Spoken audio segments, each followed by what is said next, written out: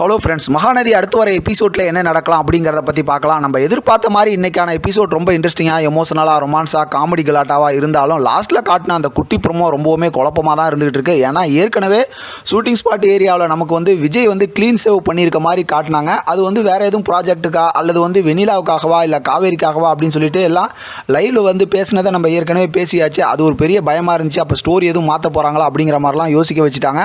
அது மட்டும் இல்லாமல் காவேரி வேறு வீட்டில் இருக்கிற மாதிரிலாம் காட்டியிருந்தாங்க. அதெல்லாம் பார்க்கும்போது ஒரு வேளை இப்போ தான் அதாவது கோச்சிட்டு கார் எடுத்துகிட்டு போனாங்கல்ல, அதோட வேறு வீட்டுக்கு போயிடுவாங்களோ, வேறு இடத்துல இருப்பாங்களோ, அந்த மாதிரி எதுவும் பிரித்து வச்சுருவாங்களோ அப்படிங்கிற மாதிரி யோசித்து பார்த்தா இன்றைக்கான ப்ரொமோவை பார்க்கும்போது இப்போ விஜய் ரொம்பவுமே சந்தோஷப்படுறாரு. அதுக்கு காரணம் வெனிலா விஜய் அப்படின்னு கூப்பிட்றாங்க. அதை காவேரி கிட்ட சொல்லி வேற காட்டுறாங்க.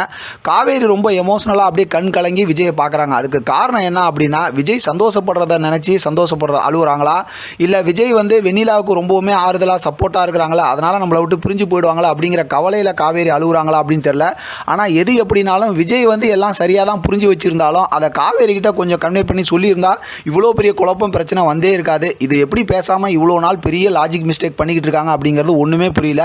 எல்லாத்தையும் விஜய் புரிஞ்சுக்கிறாரு காவேரி சம்மந்தமாக. காவேரி எதனால் கோச்சிக்கிட்டு இருக்காங்க, ஏன் இப்படி மூட் அவுட்டில் இருக்காங்க, ஏன் அழுகுறாங்க அப்படின்னு ஒரு சின்ன ஒரு வார்த்தை சொன்னால் எல்லாமே முடிஞ்சு போயிடும். ஆனால் அதை சொல்ல வைக்க மாட்டாங்க. அதுதான் சீரியல் அப்படிங்கிறதும் நமக்கு தெரிஞ்சது தான்.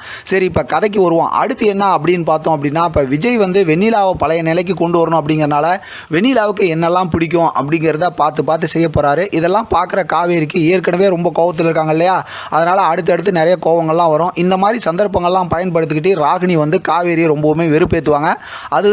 இதுதான் அடுத்து இருக்கக்கூடிய ஸ்டோரி அப்படிங்கிறது நமக்கு நல்லாவே புரிஞ்சு போச்சு. ஆனால் இதில் எப்படி காவேரி வீட்டை விட்டு வெளியில் போகிறாங்க, வேறு வீட்டில் இருக்கிறாங்க. ஒருவேளை இன்றைக்கான எபிசோடில் பார்த்தோம் அப்படின்னா காவேரியோட அம்மா சொல்கிறாங்கல்ல, குமரன் கங்கா தனி வீட்டில் இருக்கணும்னு, அதுக்காக வேறு வீடு விஜய் அரேஞ்ச் பண்ணுறாரா, இல்லை இருக்கிற வீட்டையே வேறு மாதிரி மாற்றி கொடுக்குறாரா தாத்தா சொன்ன மாதிரி அப்படிங்கிறதும் தெரியல. ஏன்னா அந்த வீடு கூட கொஞ்சம் மாற்றிட்டாங்க அப்படின்னா டிஃப்ரெண்ட் லுக்கில் தானே காட்டுவாங்க. அதனால் அப்படி கூட இருக்கலாம்.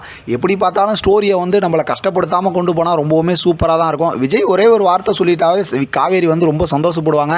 அதை சீக்கிரமாக சொல்கிற மாதிரி டேரக்டர் கதையை கொண்டு போவாங்கன்னு நான் நம்புகிறேன். இதை பற்றின உங்களோட கருத்து கமெண்ட் பாக்ஸில் தெரியப்படுத்துங்க. தொடர்ந்து ஆதரவு கொடுங்க. தேங்க்யூ ஃப்ரெண்ட், தேங்க்ஸ் ஃபார் வாட்சிங்.